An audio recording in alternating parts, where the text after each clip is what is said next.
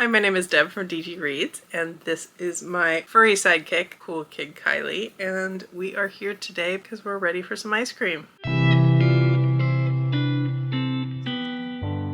I've been abandoned by my dog. If you hear a lot of sniffing, it's because I dropped a treat for her and she can't find it. But she is running around wearing her ice cream hat, so that's kind of fun. But moving on.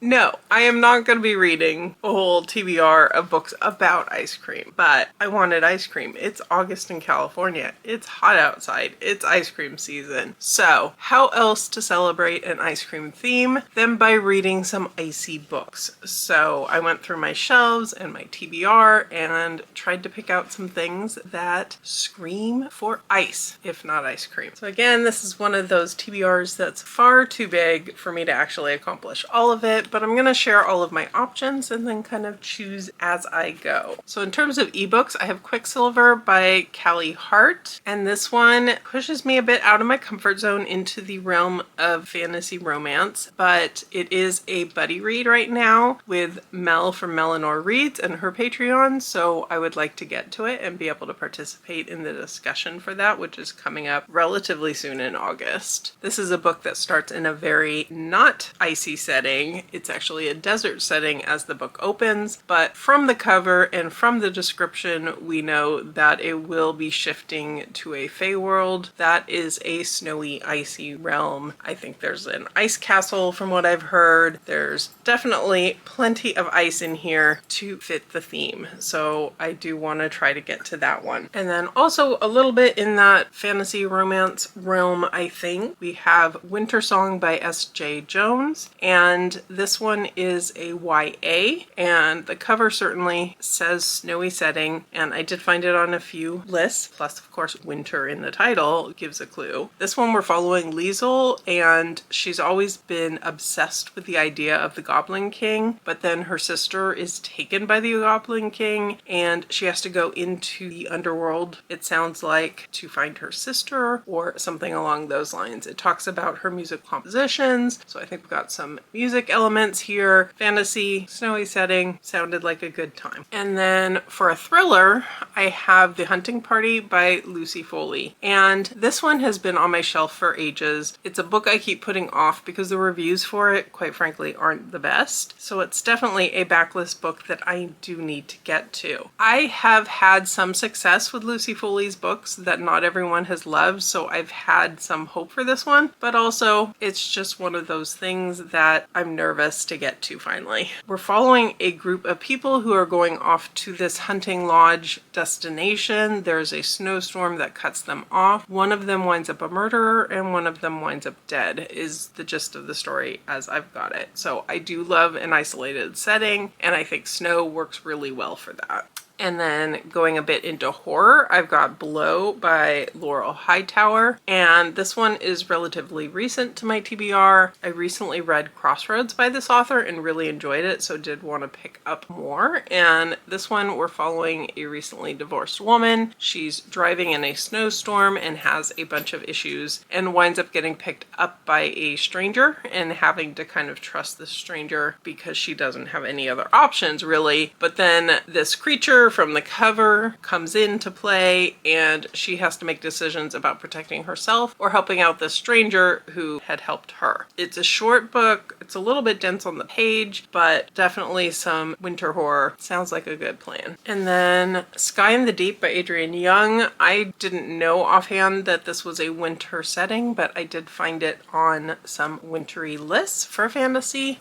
And Adrienne Young is an author I've really enjoyed in the past, so I did want to pick this one up. It's been on my TBR for a while. We're following Aylin, and she is fighting along with her clan until one day on the battlefield she sees her brother, who she thought had died 5 years ago, fighting for the other side. So I've always found Adrienne Young's books really easy to read and quick to read, so it might be a good option for this month. And then last but certainly not least is The Gathering by CJ Tudor. This is an author that I've definitely given high ratings to before, and this one was on my potential list of vampire reads. That vlog should be up by the time you're seeing this one, but I didn't quite get to this one because I knew it would also work perfectly for this vlog. I decided to go ahead and include it here on this TBR as well. This one actually is on my official August TBR, so one way or another I do need to get to it this month. This is set in a small Alaska town, and a boy is found with his throat torn out, and they don't really know who's to blame. Someone's brought in to investigate, but there is a group of vampires that they suspect. And like I said, I really like CJ Tudor, and I've been hoping to get to this one very soon. This was actually a gifted copy from Ballantine Books in Random House. Thank you to them for this one. So that's what I have currently. There's always the possibility I could wind up with something random getting thrown in last minute, but I'm excited to get into some icy reads. I think we can probably find something fun for Kylie that's ice cream related, since she did put up with wearing a hat. In fact, she's napping right behind the camera right now, still wearing her ice cream hat. And I think that my ice cream maker definitely will make an appearance as well. So grab yourself an icy treat of your own and join me for some spoiler-free reviews and some icy fun.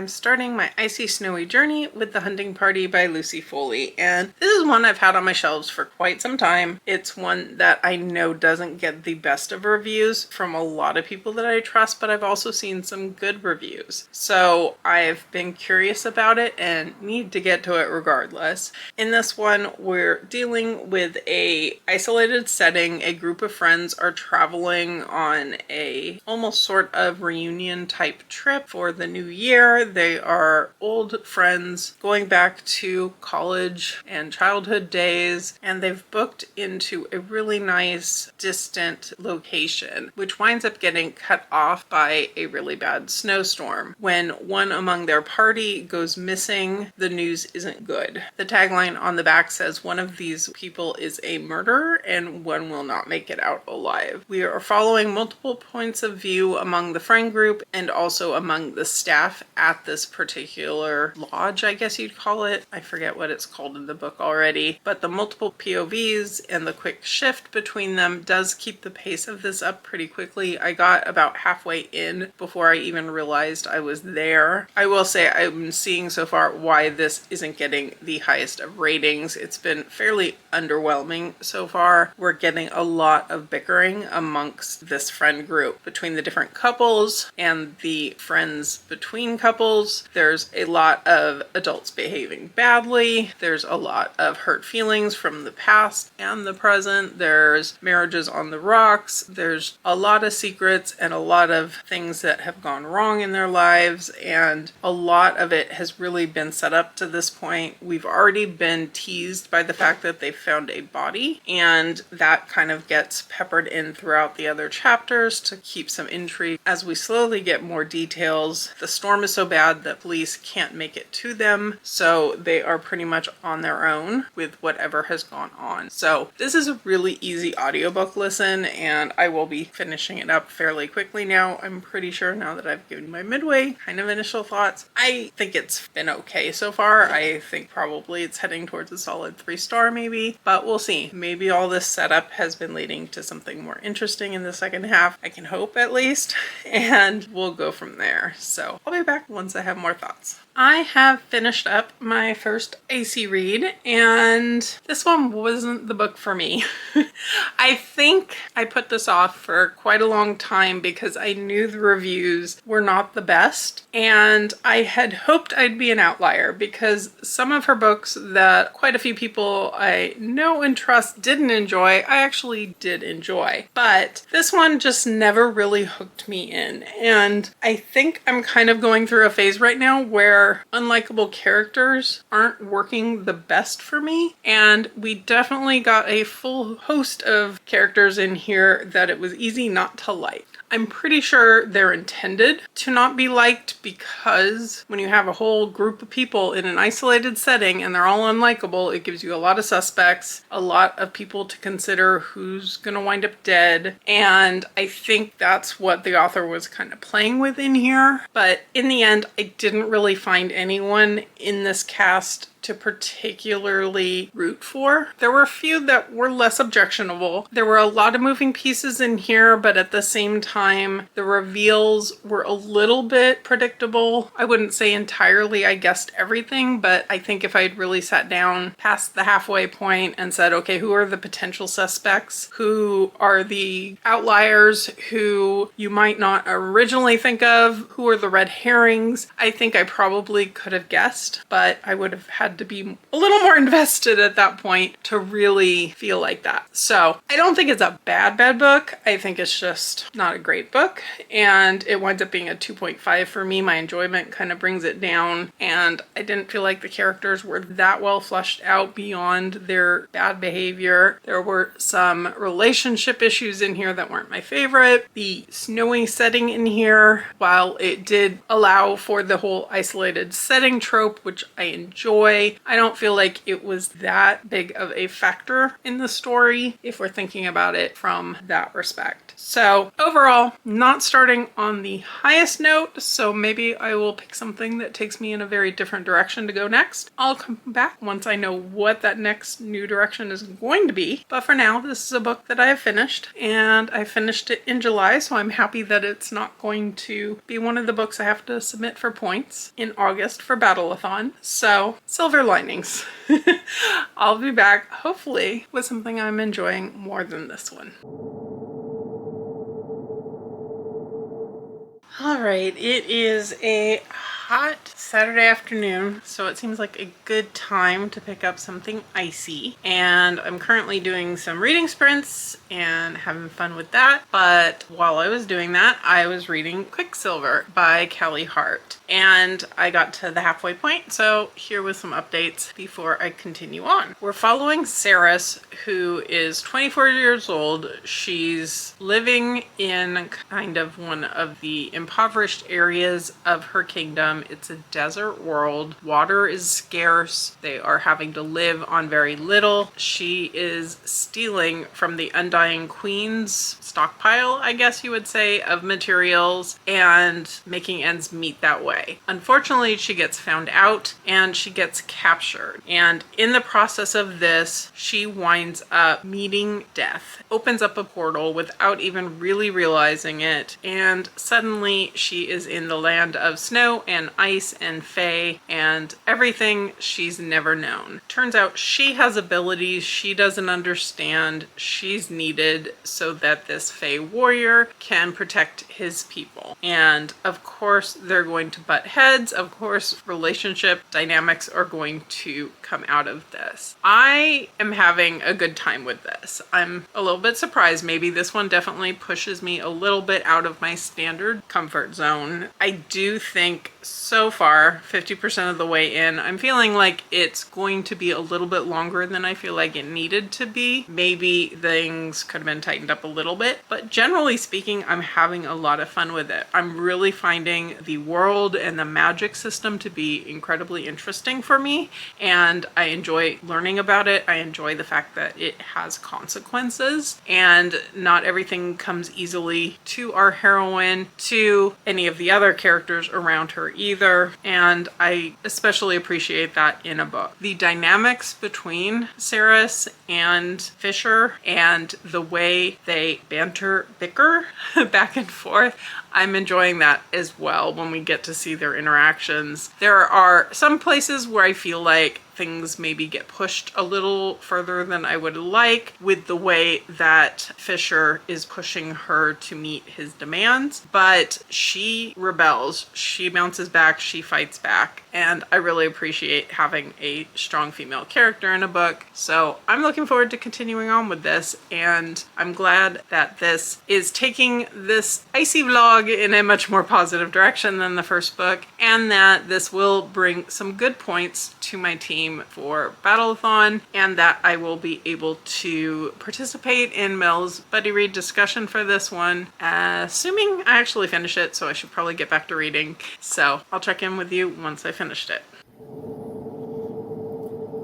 I finished up Quicksilver last night, even though the world was conspiring against me actually finishing this book. First, California threw an earthquake at us. It was fairly sizable, not super close to me. It was, I think, wound up being a 5.3, a bit north of the area I live in, but we definitely felt it here, especially since I was just laying down on my bed reading. And then while I was distracted by that, my Kindle decided it was the perfect time to do a reboot and install new software and do all of that. So it really just didn't want me to read the last 10 or so percent of the book, but I did eventually get there, and I'm happy to report that I really enjoyed this one. I didn't get 5-star feels from it. I didn't necessarily get heavily invested in the relationship, and that was disappointing a little bit, but I liked the characters a whole lot. I did feel like it was a little less slow burn that I typically would want from a enemies to lover type of setup. I think the relationship ramped up faster than I personally would have preferred, but I think there were good discussions even after it ramped up that helped temper things a little bit for me.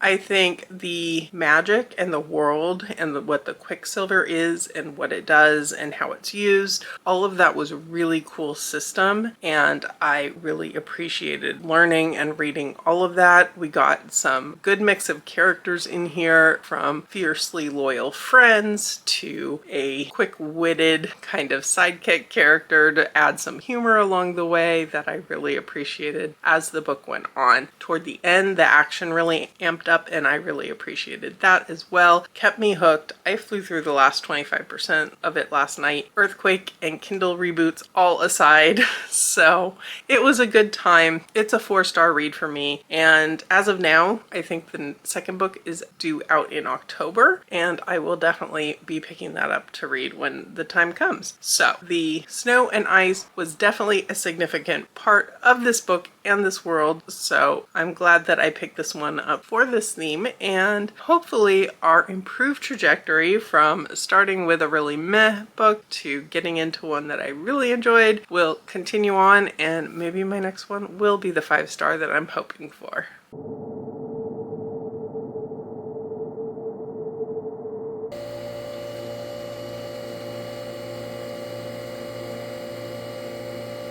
I've been doing some reading outside this morning and trying to get into the icy vibes for this vlog, but it's humid and getting warm already, even though the sun hasn't fully hit. So I might be needing some air conditioning later to get into those icy vibes, but I did make myself a nice iced coffee for the afternoon, and I've got dinner cooking in the crock pot, so I don't have to turn on any other sources of heat, so that's good. And I've started Below by Laurel Hightower, and this one is really short. It's only 106 pages, so I'm currently about 30 pages in and figured I'd do my initial thoughts now, because with the book this short, I don't like to give an update too far into it. We're following Addie, who's on a road trip. She's meeting up with some friends, but to get there, she has to go through some really snowy, icy roads, and she's already had one kind of close call where a van was kind of parked at the side of the road. Some guy was actually sitting in the van with a smile on his face, and this whole experience shook her. She winds up making a pit stop in a rest stop, and she is getting herself back together to get on the road. She meets a trucker who seems like a nice guy, but she's traveling alone in the middle of almost nowhere, and she's very wary of him. But he witnessed her close call, and he's going to be traveling the same route as she is, so he He seems very nice. He's willing to understand why she's a bit wary of him, but still gives her a radio so they can stay in touch and leads the way essentially up into these windy roads. The area they're going into, he says, unsettles him as well. There's some issues sometimes with electrics. Her car starts making noise even though she hasn't turned it on yet. And the whole thing is setting up for a creepy encounter. Then something goes wrong. I don't want to go into any details with it, but something goes wrong and she has to make the decision of whether she's going to help this man out who's been so kind to her. And there's a creature. She hasn't fully really seen it yet. There's definitely something supernatural about it in the sense that she almost kind of forgets it when she's not seeing it. And that kind of indistinct witnessing of this creature, I mean, the cover kind of gives an idea of what we're talking about, I think is a good lead into being creepy. I think it works really well in a horror book when you don't fully know what that horror is. So I think this is definitely working for the atmosphere. And I think as a person who has gone on road trips and sometimes longer road trips on my own, I can kind of understand those uncertainties, driving in the dark on your own on roads you're not really familiar with. So I think that helps add to the tension of this as well. So I don't know currently that I'm feeling like this is going to be a new favorite horror book, but I'm having a good time with it. It went really quickly, the first 30 pages. So I imagine I will be able to finish this up pretty quickly once I get back into it. And maybe I'll do it sitting in front of an air conditioner. So I'll be back with you later on. Okay, I finished Up Below and overall I had a good time with it. I think it did some things well. I think it played with the fear of isolated setting. It played with the fear of the dark. It played with the characters' personal phobias very well. I think there's also an element of not knowing what's real and what's not, which gets played with really well as well. I appreciated very much the character at one point makes a comment about whether she's seeing things or whether it's all in her head. And she makes some sort of comment about how that's just lazy writing when you make a character kind of not believe what's really going on. So I appreciated that little shout out to horror in general and the trope of women who can't be trusted or believed or unreliable narrators kind of thing. That's how I interpreted that anyway. In the end, I think this did go in a direction of women can't be trusted in some ways. I think there's also some unresolved sort of answers at the end of this book, and that's not something that always bothers me, but I think in here I did want a little bit more of an answer toward the end. It didn't quite wow me where this wound up. It was an overall really fun read. I think I'm still a little bit stuck on how I'm rating this one. I didn't even put a rating on Goodreads when I marked it as finished yesterday because I wasn't quite sure where I'm going with it. I want to say it's winding up like a 3.5, but I still haven't fully decided if I'm rounding up or down. I think probably rounding down. I liked the main character. I think some of the horror elements were well done in here. I think it just didn't quite land for me on the enjoyment part of it. So overall, still really glad I picked this up. Really glad I wound up only paying a couple bucks for it out of pocket since I had some certificates at Barnes & Noble to cash in. But it made for a good afternoon of reading. So, and it definitely had some chilling moments. It definitely made use of the snow and ice for this vlog in the story. So very much on point. So I will be back with you next time I pick up a snowy read, which will be very soon.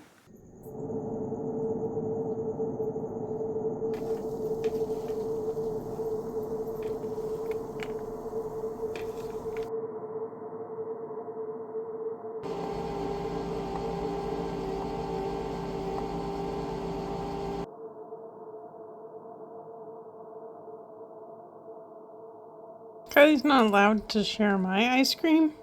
Too much fat and sugar and all that good stuff that makes it yummy. But she has a new toy and it has treats inside. And I think she looks pretty excited to have it.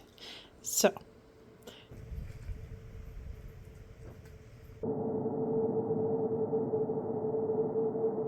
California is definitely hitting summer heat days currently, so I am wishing I was living in some of my icy reeds. I did make my favorite ice cream recipe last night, which is a double almond ice cream. Basically, you're combining milk and cream and sugar and almond extract and vanilla extract, and then you're adding in some candied almonds on top of that, throwing it in the ice cream maker, and it was good. It was the first time I've made kind of a heated concoction into ice cream, so it did take a little bit longer to actually make the ice cream. I'm still figuring out how this whole ice cream maker situation really works, but it really turned out well. I got to eat a little bit of it last night as soft serve because I couldn't quite wait for it to get fully frozen, but I'm looking forward to getting into a dish of that tonight as well. But on the reading front, I did also pick up The Gathering. I was able to get in a lot of audiobook time at work today, and I flew through the first half of this. So this is set in a world where vampires are known to exist, and as long as they kind of keep to themselves, they're allowed to exist. They have rights, the government protects them, but if they go off the rails, if they attack humans, if they're drinking human blood, then they potentially could be called. There could be a call to kill a bunch of them. So we're in an Alaska town here where there is a colony of vampires. And in the past, there was a killing that was blamed on a vampire. The colony of vampires kind of went away. And then now years later, they've come back. And another boy has been killed. And we're following Detective Barbara Atkins,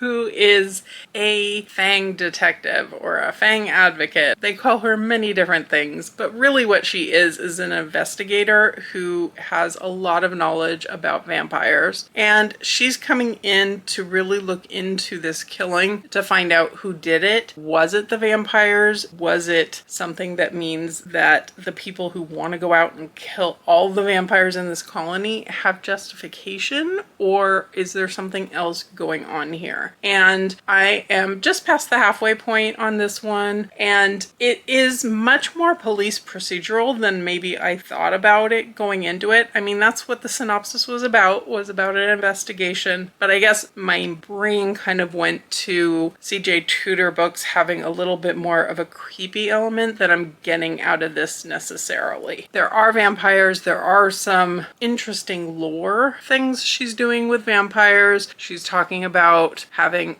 what happens when children become vampires and their body doesn't age really, but their minds do, and how that impacts their brain and their development. We're getting into some very kind of cult almost like situations with the way religion is playing into this. We're getting groups of teenagers from this community who are very anti-vampire, whether that be coming from their parents or just from each other, and the hive mentality of that. Our detective comes from another community that had a colony kind of looming over them, and it sounds like we're getting little snippets of what happened in her past and how she can relate to how the people of this community in Alaska are feeling about things. So I'm having a good time with this one. It was different than I expected, but I mean, I flew through the first half of it just listening to it on audio this afternoon, so I expect to be able to finish this one up quickly. I would say in terms of the theme of this vlog,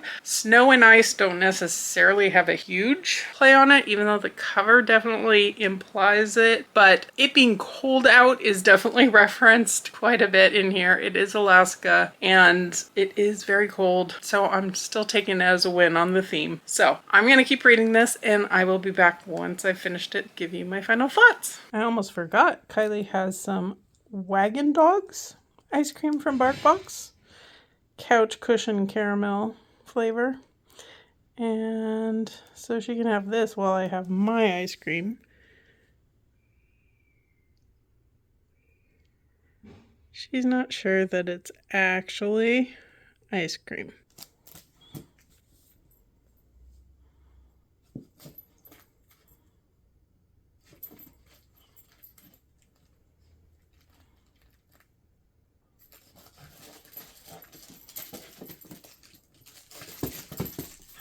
Okay, I finished my final snowy setting book and I overall enjoyed this one. It wasn't exactly the kind of horror that I was craving. It definitely has horrific moments, don't get me wrong. It definitely has blood. It definitely has some disturbing ideas, from the fact that they store dead bodies in the freezer at the one restaurant in town or a few other things that definitely were interesting. The main character, Barbara, I really enjoyed her. She gave some interesting perspective on the idea of a town surrounded by kind of this threat of having a vampire colony nearby. And I really liked that she went in with a pretty open mind and was very smart when it came to reviewing all of the evidence that everyone had put together for her to prove the fact that vampires were to blame for everything. But we also saw that there was darkness on the vampire side and on the human side, and I think that was well balanced out also. My favorite part when it comes to vampires, or really any creature from fantasy, is the lore and the development of them, and I think CJ Tudor did do some interesting and unique things with the vampires in her story, which I really appreciated and enjoyed as well. I think it didn't 100% grip me. It wasn't a book I couldn't put down, so for that reason it winds up being more of a 4 or 4.5 for me. I'm still kind of going back and forth on that, but I was very entertained. It was a great book to kind of wrap up this whole vlog on. So saying that, of course, I am wrapping this up here.